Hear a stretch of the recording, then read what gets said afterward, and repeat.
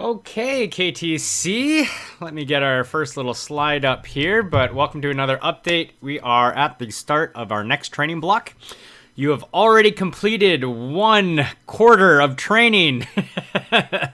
If we were to break this into quarters, so November, December, January, we have focused a lot on technique in the pool, have done some video analysis, actually 2 rounds of video analysis, which hopefully have given you a good little intervention.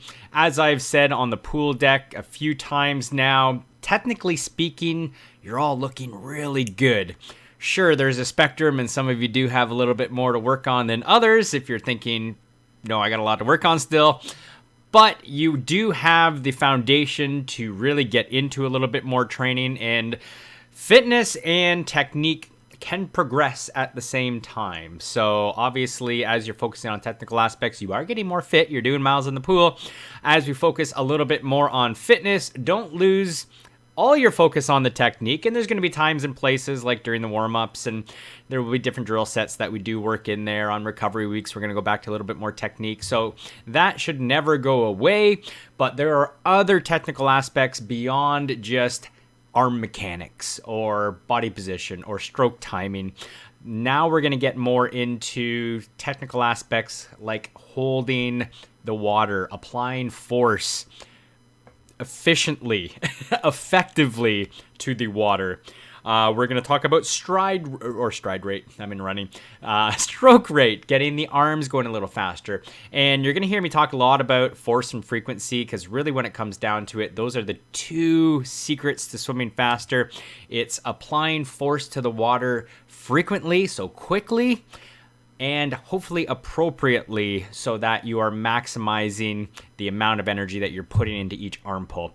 And we'll talk more about that going forward, but that will be the shift that we're going to make. As well as in the pool, we're going to be bringing in more muscular endurance. I'm going to flip over to the next slide in a second, which we'll talk about February.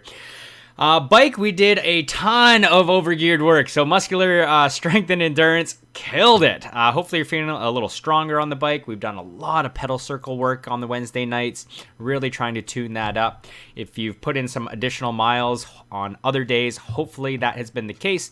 And then running, we've done still a lot of hill work. So lots of power, lots of faster stuff, so working on the stride rate, working on the speed, the foot speed. Last month, we focused a lot on posture and mechanics, thinking about how we're holding our body, how our arm carriage is, our foot strikes, where are we landing, etc., etc. So hopefully that has gone well for you. And then, of course, we have gradually shifted into more strength focus, so increasing the weight while we decrease the number of reps we're doing. Sets are starting to go up a little bit as well. If you're on a different program for strength, no worries on that. Just remember, we're starting to move into a phase where we don't want strength to compromise our swim, bike, and run. So hopefully you're at a point where that is the case. If not, don't overdo it in the gym. It's a recipe for disaster, especially when you're adding in a whole lot of volume on everything else. So the swim, we did some stroke balance and coordination. We're going to play with that a little bit in terms of changing your stroke rate, so some frequency. I'm looking at February right now, by the way. Then we are going to continue on with some muscular endurance work. So you're going to see a lot of fins and paddle work. Unless you have any injuries, then you'll want to stay clear of those. And of course, we're going to get things going longer and longer in the pool as well. So building some of that lower and upper aerobic endurance. Bike, we're going to be shifting into focused on the high end of things. So VO2 max, anaerobic capacity, those high intensity intervals. We got a couple of things in there like group races that you'll push the intensity on, hopefully a little bit as well. So that's what you can expect to see on the bike, pushing that top end. We are going to start to, as we move through these months, start bringing the intensities down and getting the durations longer, which will more simulate the stresses required to be successful at endurance events like triathlons. So you will see that happen. Right now, we're just going to garnish that last little bit of speed and hopefully transition that into longer and longer or increased capacity. So running, we are still going to do some hill work, so some muscular endurance work, continue on some strength stability, aerobic endurance, obviously our longer running. I already talked about finishing off this muscular strength little section here. And then we will be doing some testing in the swim. So that's what's coming up. I'm not going to talk about March for now, so let me just pop out of here. Looking at this week, we've already knocked off the swim for today, so congratulations. You've made your way through either the recovery day or maybe hopefully something light. Swim day, didn't put a whole lot on Tuesday because Wednesday we have a big day in the morning. I have a 5K or a 10K, or the way I've turned it, 10K or 5K. If the running hasn't been that great for you, do the 5K. If you're in amazing running shape and you really want to challenge, do the 10K. If you are a little injured or have any niggles, don't do either. Just run nice and easy. So this will be really good to set your training zone. So great little FTP test. Obviously for 5K is taking you over 20 minutes. Perfect. 10K is going to be a little bit longer, but you can still glean the same information. So that's going to be the purpose for this one. It's not a test of whether you're good or not.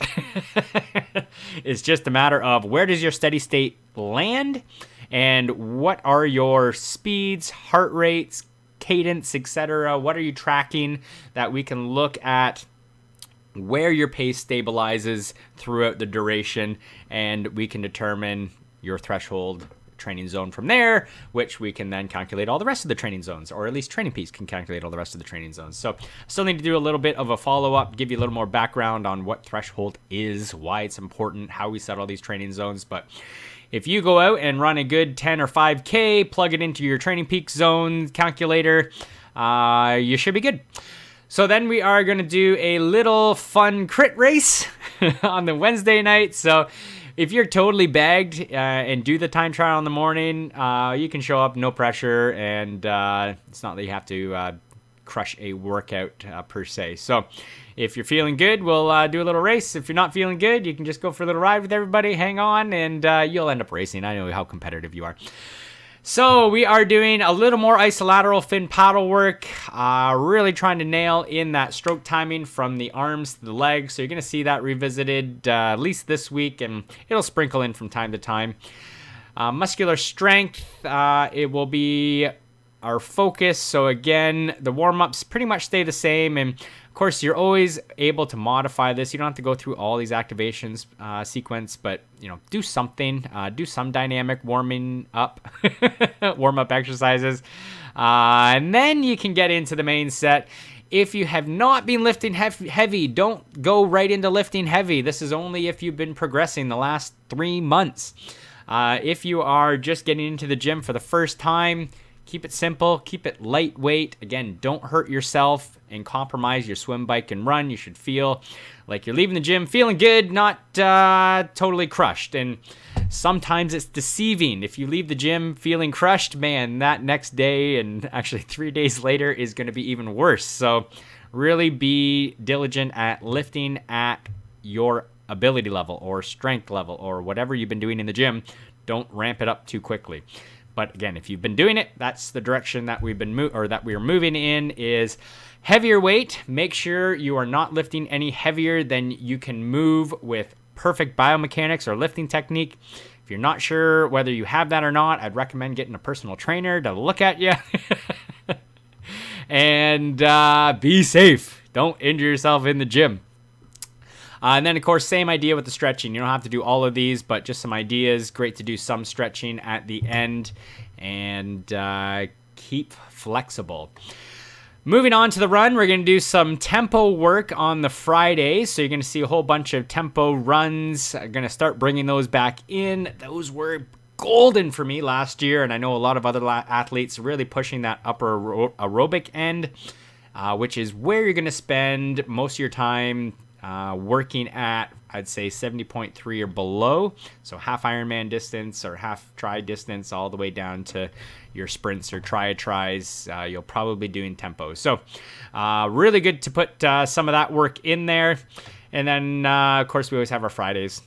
The weekend, we're going to continue building on our 200s. Sorry, not our 200s, our progress towards 400s, but broken, pushing the pace up, and we're going to build that each week. So 200s up to 3s, up to 4s, and then we're going to do another little baseline test, and hopefully you are better through this progression.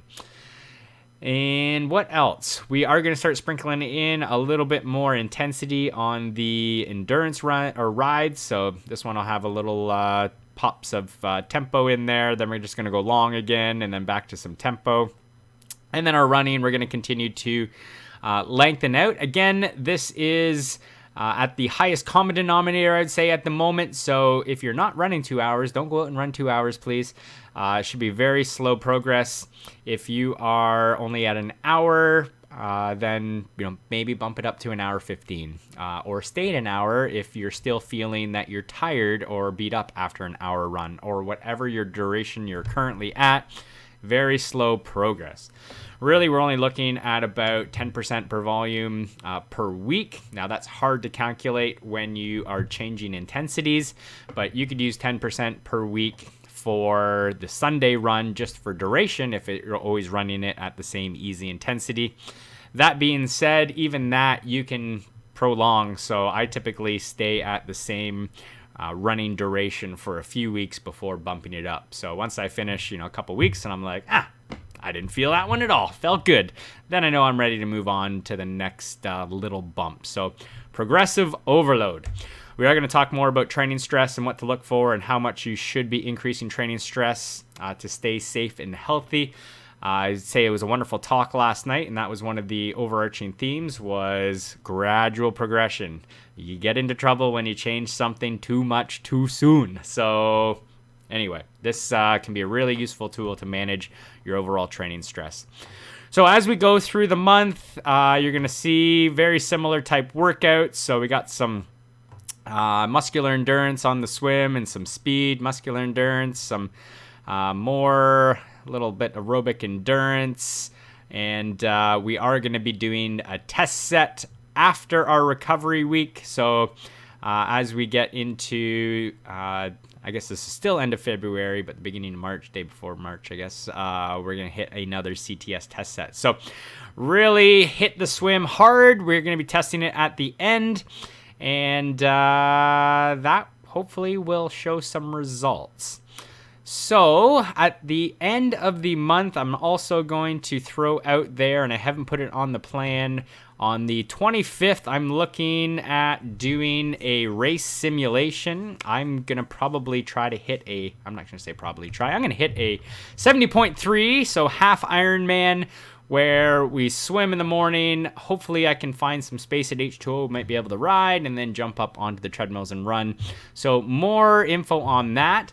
If a 70.3 at this time of year is a bit much, which is totally acceptable. Not many of you should be ready to do that at this time of year unless you're coming off a fantastic season and have amazing fitness. But you can also opt and do a Olympic distance, 40K on the bike, and maybe 10K run, or even shorter. You want to test it out with just a nice little 20 bike, 5K run, little cherry blossom tune-up. There's my little plug there. Registration opening soon. And that's one of the events or something to keep me focused for the entire month, where I really want to be in the best shape so that I can hit all my goals that I've laid down for myself in achieving a really good 70.3, which will give me a good benchmark for Victoria, which will be in 3 months, actually. 3 months, yeah. March, April, May. Yeah. So lots of time. And if I can arrange something, I will put it out there to hopefully maybe do it together if you're interested. So that would we'd use some of the swim time on the 25th to do that. And then again, if I'll figure out logistics later if I get space. If not, we'll have to do it on our own, figure it out. And that's only if you want to take on that challenge. So I am over time, 15 minutes. Couple quick announcements with JF and the team, Bea, and I knew I was going to forget. Chaz. No, not Chaz. Damn it. Didn't look like a Chaz. Anyway, fantastic talk last night. I'm going to get that up on... I did videotape it. I haven't checked out any of the quality. Hopefully it is usable and you can get the information if you weren't able to make it last night. But again, really cool talk on just all the things we thought we knew about running or what was causing our running injuries. Josh also has F2C all lined up. There's going to be some discount codes out if you're looking for nutrition. I'm going to talk more about that as well. There is a Zoom next Monday delivered by Greg, the owner of F2C, to talk about all the products, how to use them, orientate you to the F2C family. And you can attend that either showing up in person live at Josh's place at 6 p.m. I believe. I'll send it out in the email. Or you can tune in online if you want to check that out at home. So that is also coming up. I will be deleting swim videos ASAP. So if you haven't downloaded your swim video, make sure you do that. I still have the second round of videos to upload into my Google accounts. I refuse to pay extra for more storage. So anywho, I'm going to be wiping them so that I can get the rest of your videos up, and I will get everyone else's videos out ASAP this week. So if you can make sure you do that, because they will be gone forever. I don't keep them on my hard drive either because it eats up a lot of space. So that is it for the plan for this block, what's coming up this week, a little heads up about what's to come. I don't even know where I'm scrolling right now. What's to come later on. But if you want to take on a 70.3 challenge, train really hard this month, or an Olympic or sprint, that's cool too. And we're going to be testing swimming at the end of this block as well. So let's really nail the swimming this period. Other than that, I look forward to seeing you at the next workout. Take care. Have a great one, everybody. Talk soon. Bye-bye. Bye-bye.